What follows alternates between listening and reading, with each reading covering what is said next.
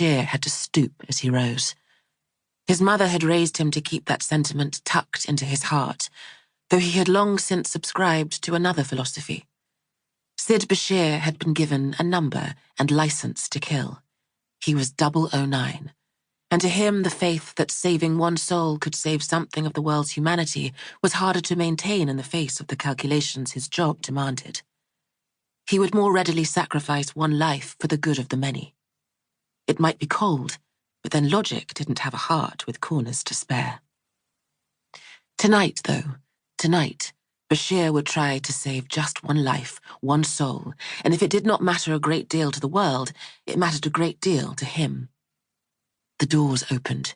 Bashir gave his thanks and jumped onto a single road snaking the foot of the mountains, the beaten earth and blistered tarmac etched by a faint moon. The trucks rattled on, headlights fading, and with them the sound of the engine, until the only thing that moved on the hulking slope of the mountain was one small black spot, the figure of Bashir inching ever upwards, his outline stretched, flung and swallowed in the pinstriped shadows of pine trees. As the minutes ticked down, high above, a second black spot seemed to ripple from the lily-pad shadow of drifting clouds, descending the mountain.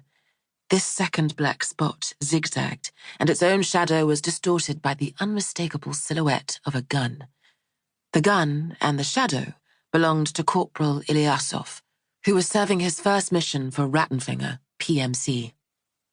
Rattenfinger, PMC, offered a year's average salary in whatever denomination you worshipped for just 1 month's service and a trip to the front, wherever the front happened to be, however official or unofficial. Yemen, a concert hall or temple, the Central African Republic, a subway in a world capital. PMC stood for Private Military Company, or pretty much crap, because to call Rattenfinger a private military company was like calling the Mafia a social club.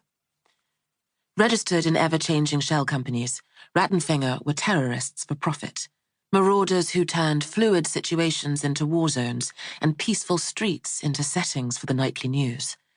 Their soldiers and bases were international. Their fingerprints were all over embassy bombings, kidnapping, grand larceny, underreported civil wars, and data breaches.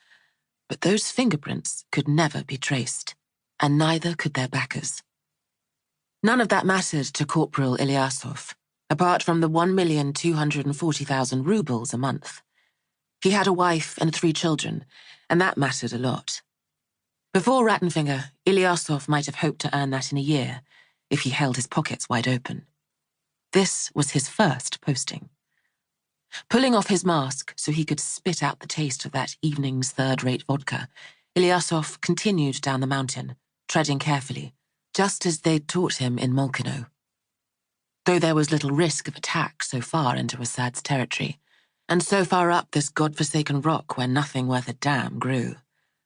That was why they'd chosen the eastern slopes for the makeshift black site, the mountain showing its back to the Mediterranean and the few towns that straggled down towards Tripoli. The ground beneath his boots was hard, but the trees clung to their fur coats. Ilyasov peered up to locate the moon, but she was sulking, just like him. He didn't see the point in patrolling so far out from the base, suspected Colonel Mora of punishing him for winning at cards. The other boys were watching the show, and he was listening to the wind. Ilyasov was calculating how much longer the woman they were holding would last, when a shape in the trees moved too quickly to be a swaying branch, and then a glitter in the black told him a knife was spinning towards him. That information registered too late. The knife found his jugular, and Ilyasov pitched sideways. The last thing he was conscious of was a boot tipping him onto his back, and then a needle-thin light on his face. In its trembling beam, Ilyasov made out eyes like antique gold and a nose that bumped over a break. He had only another 30 seconds to live, and would not report this to anyone. Ilyasov's body would be returned to his wife by a courteous, silver-haired gentleman who would leave 5 million rubles of insurance money on the kitchen table, along with a medal for blood and bravery. When his wife called up newspapers and her local councilman to demand answers, she would be shown her error by foreign men in cheap, dark suits.